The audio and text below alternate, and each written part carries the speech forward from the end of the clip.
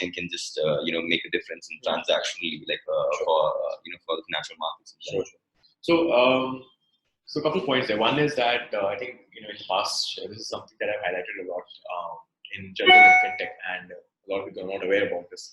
Most people think that actually when you have losses in the financial markets, most of the losses that get highlighted, they actually belong to fraud. Like most of them, right? Fraud or trickery or somebody embezzling money or somebody taking advantage of the investor, right? However, where the maximum quantum lies, maximum quantum actually lies not on the financial losses due to frauds. It actually lies on the financial losses due to wrong investments or erroneous investments. Erroneous investment in the sense that the investor is not savvy. Investor comes in with a half-baked knowledge and he says, okay, I'll probably invest in Tata Motors in India. Stop. But he does not have the full history of Tata Motors. He does not know whether Tata Motors is going to be good in the future, right? Or whether this particular stock will even grow, to give 5x or 2x or whatever.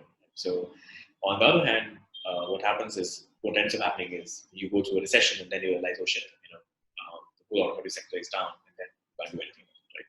So, this is a very important myth that a lot of people need to clear out, which is that most quantum of financial losses don't happen due to frauds. They happen due to wrong investments. Right? But they don't get highlighted in the media because obviously nobody wants to highlight the wrong investments.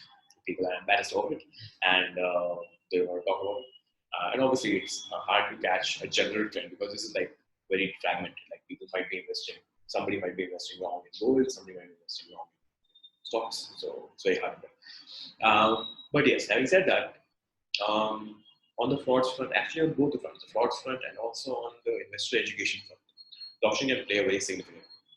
Let's take them one by one. So, let's take frauds, right? So, like the case of Lehman Brothers and the case of junk trading bonds, AAA bonds. Now, if you notice, the reason, so it's very important to go down into the fundamentals and identify why that happened and what was the exact reason for that. Because that's the superficial news. What was the basis? The basis was that everybody was responding to their own incentives. Everybody was thinking very selfishly at that time. They were not really thinking in the context of the company, in the context of the economy, right? And that is what caused the catastrophe. So, but the point is, at the end of the day, you have to design systems where people respond to the good incentives and not the bad incentives.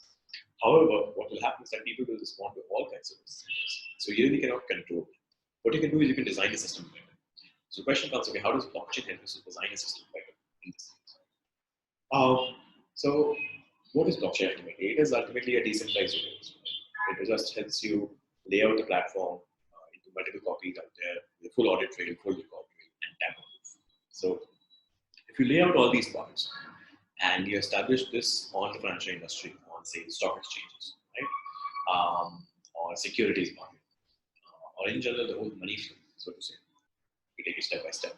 So then what will happen is eventually all your securities, all your shares, and full money trail is now getting locked.